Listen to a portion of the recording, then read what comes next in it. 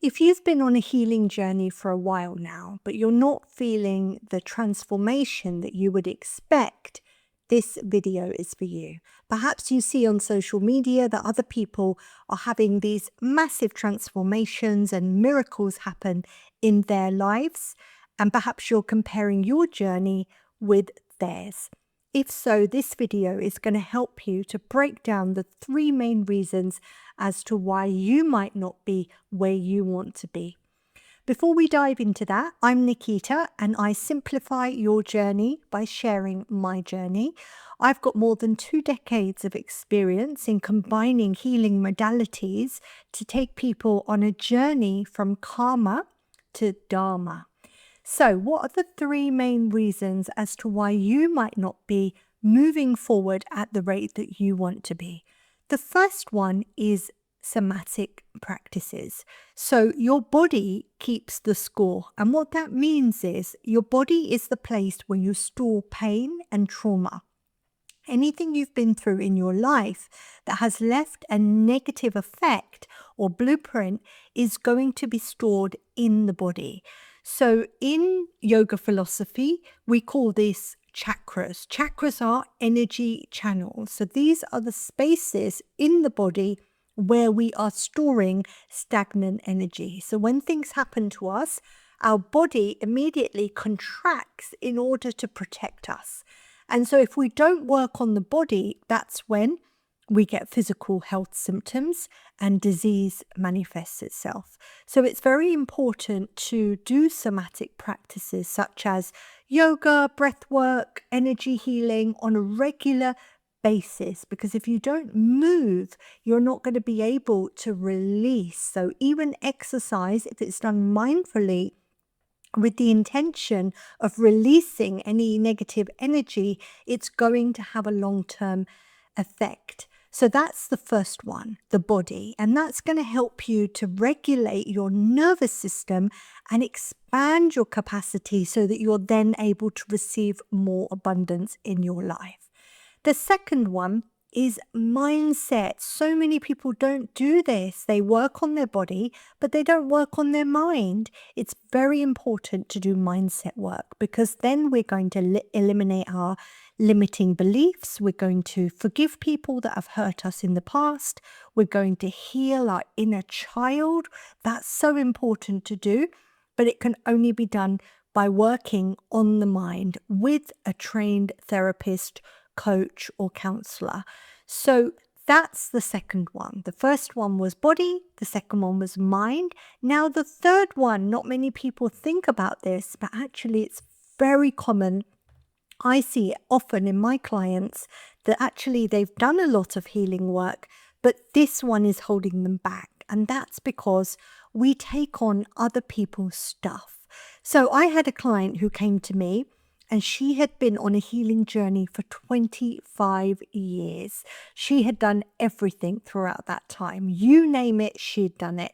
She did a lot of different holistic therapies, somatic practices, breath work, meditation, mindfulness. She had a therapist, she had a coach, a counselor, but she was still not feeling like she'd fully healed. She said that she described it as a kind of niggling feeling. It was always there. She felt it in her chest and in her throat.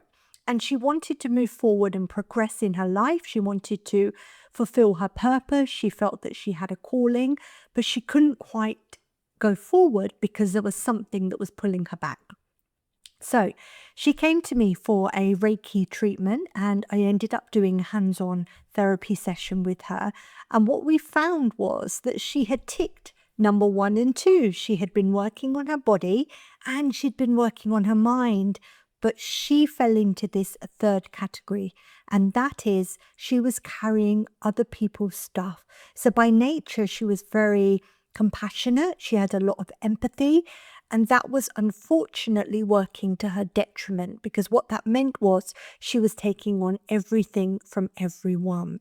That if her child had a bad day at school, she was feeling it. If she turned on the news and there was something negative there, she was feeling their emotion. If she went for coffee with a friend, she took on their stuff. Now you might think, That's normal. We all do that. Yes, we do, but we don't all carry it. That's the difference. We have to be able to release it because it's not our stuff to carry. How do you release it? That's the question that she was asking. So there's a lot of different ways that you can clear your energy. One of my favorite ways is with sage. So I use sage on myself almost every day. I find it very clearing to work on me, but not just myself, but also on the space around me. So sage is an amazing one. Another one to use is essential oil. So what I do is I put essential oils in the palms of my hands, and then I visualize a white light around me, and then I clear off anything that's no longer mine. And I can visualize almost like cords being released from me as I do this.